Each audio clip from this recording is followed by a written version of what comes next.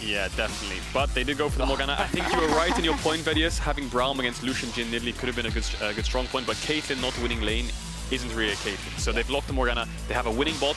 They have a very...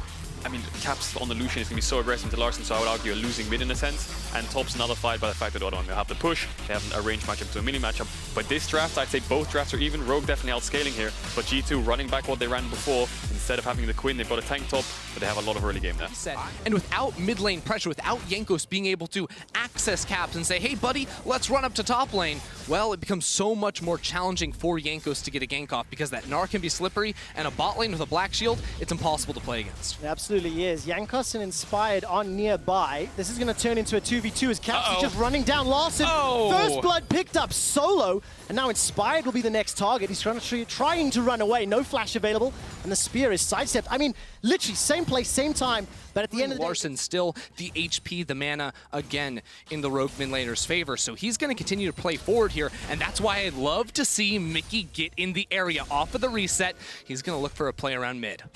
Gonna be able to find Inspired in just a moment. Flash forward into the Zenith Blade. Shield of Daybreak picks up the kill, and the culling allows Caps to pick up the second, flawlessly executed. That is just beautiful. That's everything you need to see out of Mykix coming off that play. Because again, the lane, after the solo kill, was going to get a little bit rough. Now Jankos is on the ward. Oh, odoamne is going to hop away to safety. Got a flash available, gets away from at least the first spear as Jankos swaps into Cougar form. And despite taking a damage from Odo, it will be Wunder that picks up the final blow.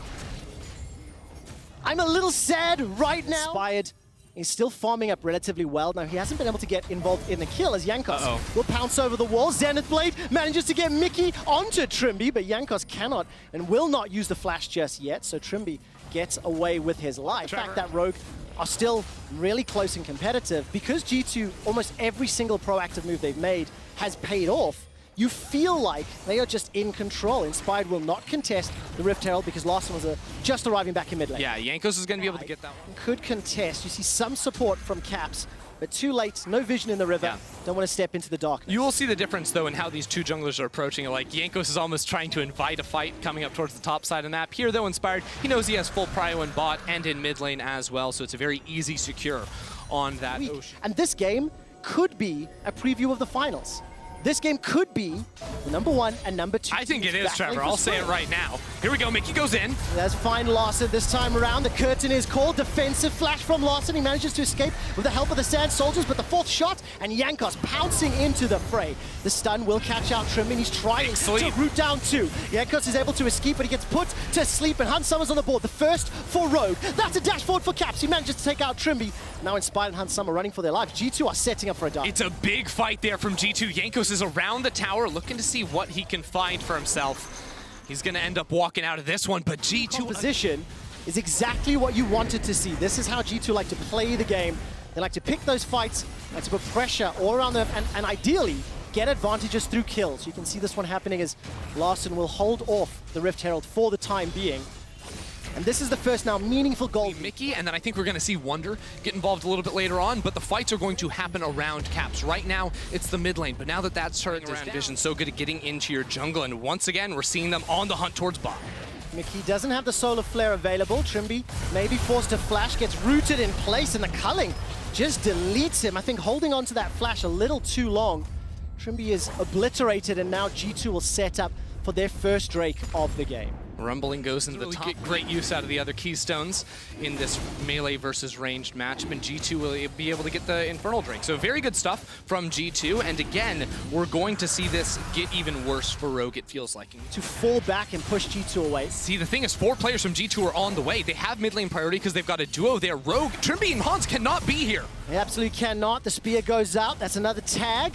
Dash comes up from Rekkles, will not find the route. The Dark Binding buys some time. Rekkles is going to dash forward thanks to the Gale Force. Trymbi still got that flash from earlier, holds onto it, but the tower is gone, the pressure is done. Flash and heal used from Hans Summer. He simply cannot stand long enough because G2 members will look to kill him.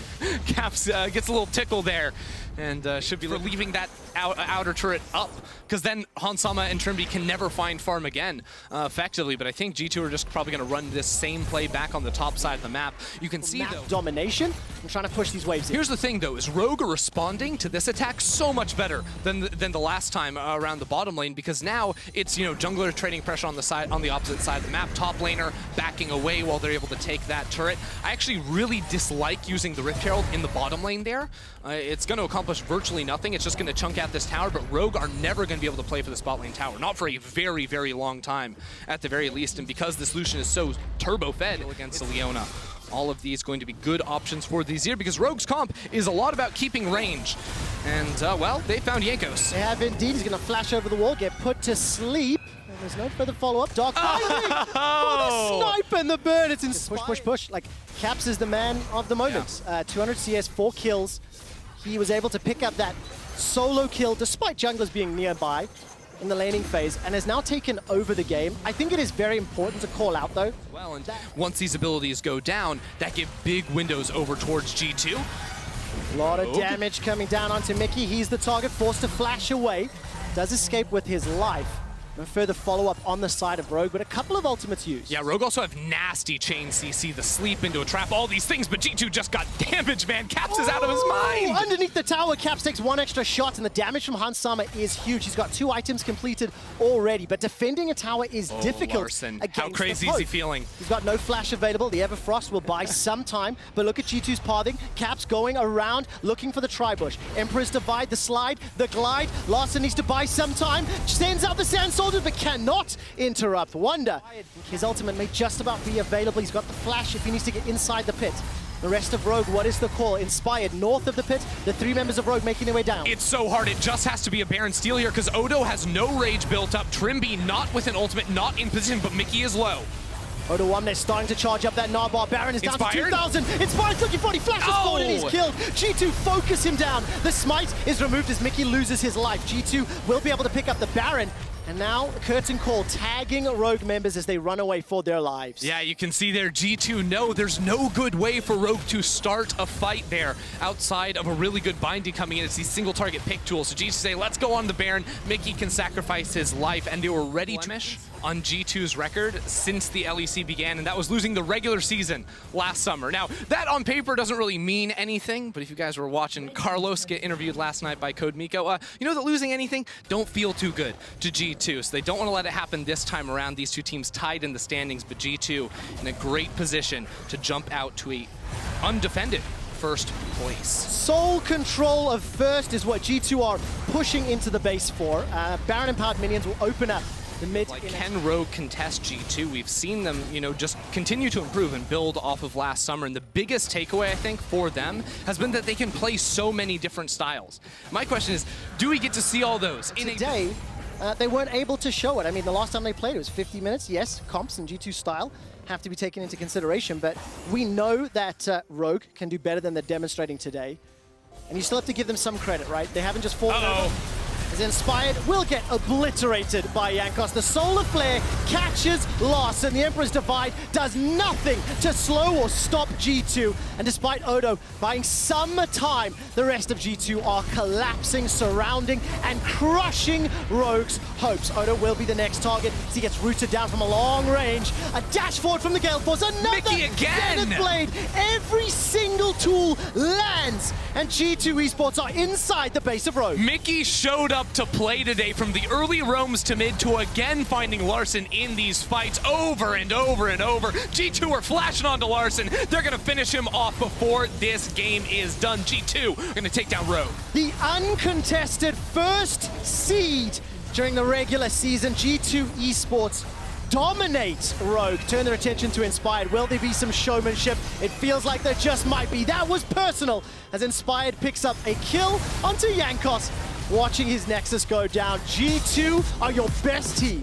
Just a quick little jungle dip before the Nexus explodes, but G2, they came in. And a big question for us was going to be, what style of game do we see played? Do Rogue get their controlled early game? Do G2 make it scrappy? Well, there were kills abundant, and it was off of early game wins from Rogue. Larssen was crushing that mid lane, then with the TP gets solo killed, and it all spiraled out of control. The question I ask those kills that were picked up in the early game, do you fault Rogue? Or is it great play from G2? You go back